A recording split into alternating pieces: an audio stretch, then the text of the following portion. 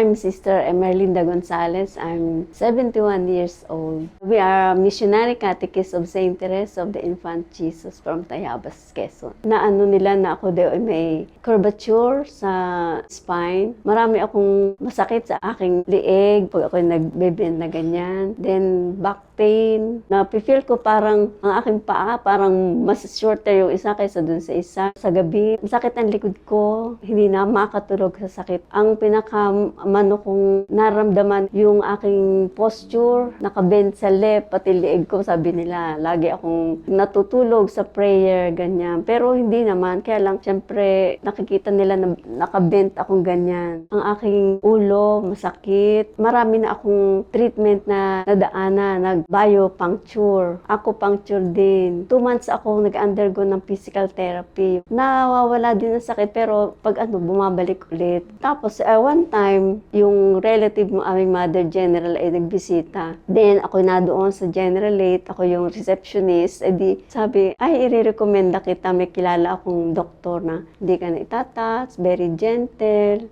Then, kinuha na nila ako ng appointment. Yung simula na yun. Masaya-masaya ako kasi yung first A, x-ray, gano'n. Second A, ako yung inano ni doktor. Sabi ko kay doktor, parang magic. Sabi, hindi magic yan, gawa ng kamay ko, sabi niya. Pero talaga, parang miracle na. Nawala lahat. Sabi ko nga, yung ulo ko, na-straight ko na. At saka yung aking likod, wala na yung pain. Para bang nagdahilan lang ako. Talagang, pagka merong nagtatanong sa akin na, kumusta ka na? Okay na ako. Wala nang masakit. Ngayon, nakapaglakad na ako nang wala ako ng aking quad cane. Tapos, naglalaban na ako. Dati-dati, hindi ako makatayo ng matagal. Talagang pagbalik ko sa Tayabas, sa convent namin, sasabihin ko sa kanila yung mga may binararamdam na nakagaya sa akin, migraine, vertigo, na pumunta sila dito. Meron nga akong friend yung, nung college, nag-chat kami. Sabi niya, sorry sister, hindi na kita magkita na tayo ay maganda ang kalagayan kasi ganito ang nararamdaman ko. Ay, sabi ko, ganyan din ako. Pinsend ko yung calling card. Search mo ka ako.